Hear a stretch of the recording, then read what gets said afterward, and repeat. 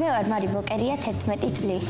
ძალიან მიყვარს სიმღერა, მე თვითონაც ვღერი და ძალიან მიყვარს მომღერალი სტივ ვანდერი. მიყვარს მისი სტილი, მისი სიმღერები და მისი სიმღერების ავტორი არის თვითონ და ეს მასში ძალიან მომწონს. სტივლეთ ჰარდუი ჯატკინსი იგივე სტივ ვანდერი დაიბადა 1950 წლის 13 მაისს ამერიკაში.